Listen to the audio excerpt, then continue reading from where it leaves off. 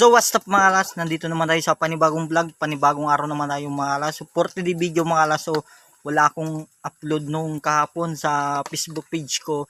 Nag-post nga ako na wala akong updates, upload sa vlog ko kasi ayan may medyo busy lang. So mayroon lang ako inano kasi nagsasabi naman ako sa inyo sa bawat kong vlog tapos sa live ko na wala akong may-upload. So dito itong ibubulag ko malas about sa ano yung naulugaw sa kahoy. So about yun mga, so hindi naman yun na medyo madaling kalimutan yung aking yung pagkahulog. So hindi natin ini-expect ang aksidente kung anong oras kasi aksidente yon, so hindi natin masasabi. So tatandaan nyo mga, so marunong tayo magkumbaba sa ating sarili. So hindi natin sabihin na tayo ay magaling, ay pinamagaling. So yung magaling ba nagpabida-bida, so hindi natin, kasi kapag ang aksidente walang pinipiling, walang oras ang aksidente pinipili. So yan ang payo ko lang sa inyo mala. So before ngayon nahulog, so ako ay nagpapasalamat sa Amang Diyos at kay Lord. Thank you Lord kasi binigyan niya pa akong isang pagkakataon ng mabuhay sa mundo, tapos niligtas niya yung buhay ko. So utang na loob ko to sa sa mga tao naman naniniwala sa akin na pinalakas yung loob ko, kasi hindi yun maraming salamat sa inyo, hindi ko napapangalanin. So marami-rami. So ayan, so buong puso ako nagpapasalamat at sa mga tao na naniniwala sa akin.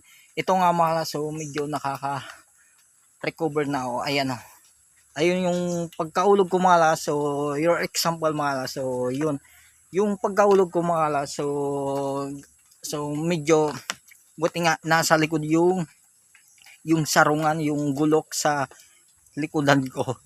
Buti hindi siya natanggal. So dun binagsak niya ako. Yung pang last ball mga, yung pag itak ko ng yung kahoy na Gemelina. So nadamay yung inano ko, yung niyakap ko, tapos nahulog ako mal. So aksidente yun, hindi natin masasabi kasi ganyan so nagpapasalamat ako kasi nabuhay pa ako. So ayan, kaya mag-iingat tayo sa susunod para. So yun nga, so Bernes, November 14, 2024, so naganap yun po paalas 5, paalas 4. Ayan, so pagkahulog ko abot yun.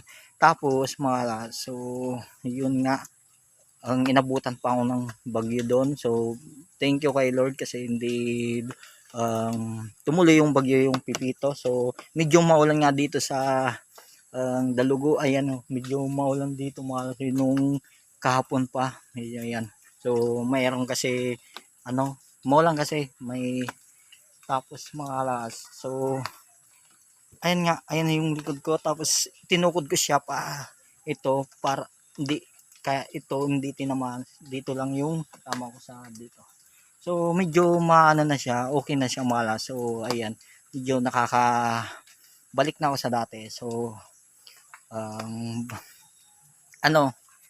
yung uli kong kasayang pala yung sa TikTok ko pagsayaw ay yung pala ang aking pagka-accident. Hindi natin alam na ine-expect na ma-accident ako yun. And ayan mga laso, hindi ko napapatagalin tong video na to. Paki-follow ng Facebook page ko kasi nagsisimula pa lang ako. Sana supportan nyo tong Boy Malas TV and YouTube channel Boy Malas TV para updated kayo sa mga video ina-upload ko, at sa TikTok account Boy Malas TV, and like and share para magustuhan nyo yung about, alam kong pagsubok lang to about sa pag-ulog ko. Ayan, so yun nga, so ayan, makakabalik pa ako sa trabaho ko. Ayan mga, so makakabalik ako, walang posible kung susubukan mo, wala naman mawawala kung walang posible kung susubukan mo. Yan lang, sana suportan nyo palagi ako malas. Ayan, kaya yun nga, maraming salamat sa mga sumusuporta sa akin, sa mga followers ko. Ayan, sa shoutout, wala muna tayo shoutout. So yun nga,